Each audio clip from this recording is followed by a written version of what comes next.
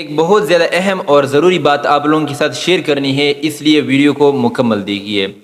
ہم نے اسلام کو بہت غلط سمجھا ہے اور ہم نے اسلام کو غلط رنگ دیا ہے۔ اصل جو اسلام ہے ہم اس کو پیش نہیں کرتے ہیں، چاہے وہ دیوبندی ہیں، چاہے بریلوی ہیں، چاہے اہل حدیث ہیں، چاہے شیعہ ہیں۔ اللہ تعالیٰ نے خود قرآن مجید میں ارشاد فرمایا ہے کہ جس شخص میں 4 صفات ہوں گے وہ کامل مسلمان ہے، اور وہ 4 صفات لازمی ہے۔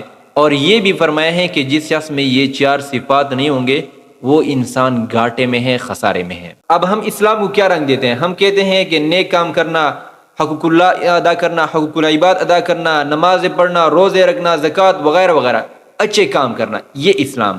حالانکہ یہ مکمل اسلام نہیں ہے۔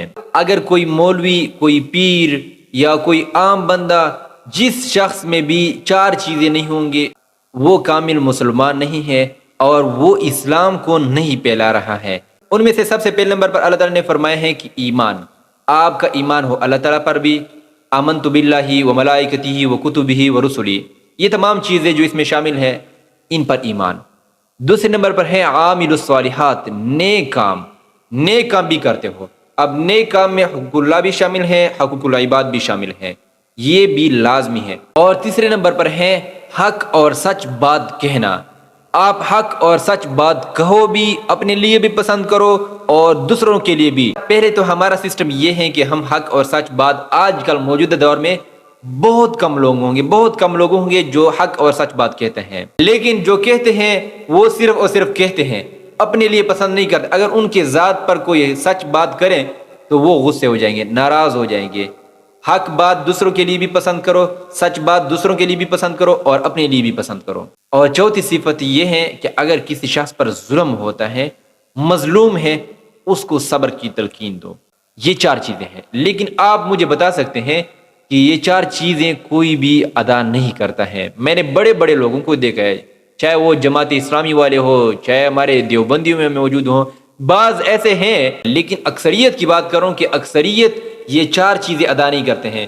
آمنو، ایمان بھی لائے، عامل الصالحات بھی کر رہے، لیکن یہ 2 چیزیں جو ہیں یہ بالکل نہیں کر رہے۔ جیسے مثال کے طور پر آپ یہ سمجھ سکتے ہیں کہ فلسطین میں، غزہ میں کیا صورتحال جاری ہے، چھوٹے چھوٹے معصوم بچے کیسے مر رہے ہیں، کوئی پوچھنے والا نہیں ہے، کسی نے اس کے بارے میں آواز نہیں اٹھایا ہے۔ اچھا، یہ فلسطین اور غزہ تو بہت دور کی بات ہے اور اس کے بارے میں ہم سے میرے خیال میں نہیں پوچھا جائے گا۔ ہم سے جو پوچھا جائے گا، اہل علم سے جب پوچھا جائے گا، وہ صرف اور صرف اپنے ملک کے بارے میں پوچھے گا۔ ہمارے ملک میں ابھی پچھلے دن میں یہاں پر 50 سے زیادہ لوگوں کو شہید کیا، صرف اور صرف 24 گھنٹے کے درمیان یہاں پر۔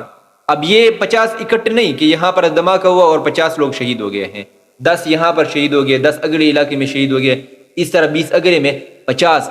اب میں یہ کہتا ہوں کہ یہ 50 لوگوں کو شہید نہیں بلکہ 50 گھروں کو شہید کیا، لیکن خدا کی قسم مجال ہے کہ کسی نے اس کے اوپر آواز اٹھائی ہو۔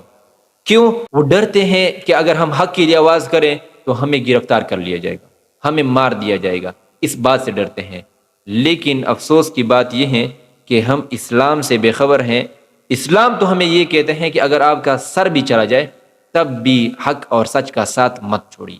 اب یہ بات میں اس لیے بار بار کہتا ہوں کہ اس پر اہل علم حضرات جو ہیں وہ گرفتار ہوں گے، وہ اس لیے گرفتار ہوں گے کہ اللہ تعالیٰ نے تو آپ سے فرمایا ہے کہ حق بولو، سچ بولو۔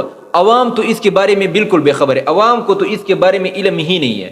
آپ کو تو ہے، اگر علم ہے تو عمل بھی کرنا چاہیے۔ اور مجھے یاد نہیں ہے کہ کسی بڑے مولوی نے ہمارے پشتون مظلوم بھائیوں کے لیے آواز اٹھایا ہو۔